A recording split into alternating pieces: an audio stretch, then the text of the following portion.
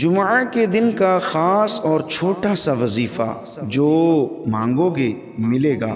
آئیے بسم اللہ الرحمن الرحیم۔ السلام علیکم۔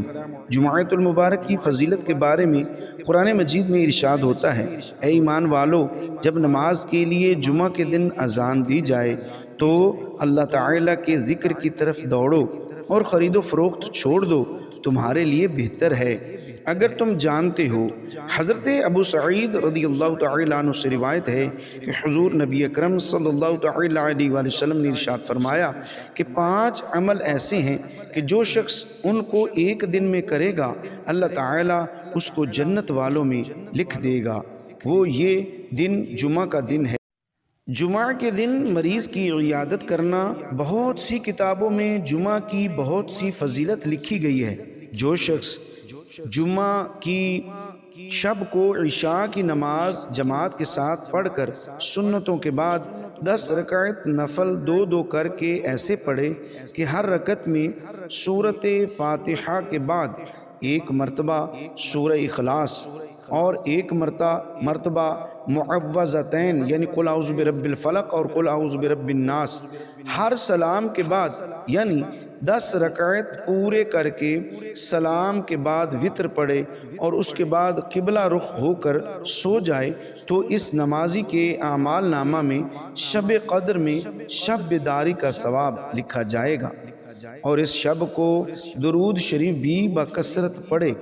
حضرت جابر بن عبداللہ رضی اللہ تعالی عنہ سے مروی ہے کہ حضور نبی اکرم نور مجسم صلی اللہ تعالی علیہ وآلہ وسلم نے ارشاد فرمایا کہ جو کوئی جمعہ کی رات میں مغرب اور عشاء کے درمیان یعنی جمعرات اور جمعہ کی درمیانی رات مغرب اور عشاء کے درمیان 12 رکعت نوافل 2 کر کے اس طرح پڑھے کہ ہر رکعت میں سورہ فاتحہ کے بعد 10 مرتبہ سورہ اخلاص پڑھے اور اختتام نوافل پر درود پاک 100 مرتبہ اور استغفر اللہ الذی لا الہ الا هو الحی القیوم واتوب الیہ 100 مرتبہ پڑھے تو اس نے گویا 12 سال تک اللہ تعالیٰ کی عبادت کی۔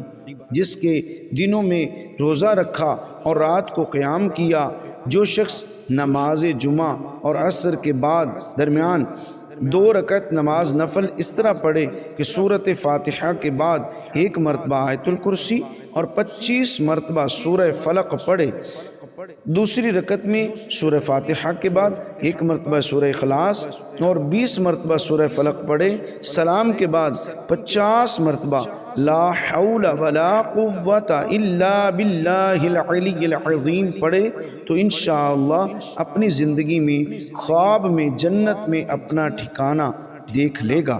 نماز جمعہ سے قبل صلاۃ التسبیح پڑھنا ایسا ہے جیسے حج اور عمرہ ادا کرنے کے بعد انسان ایسا ہوتا ہے۔ اللہ اکبر۔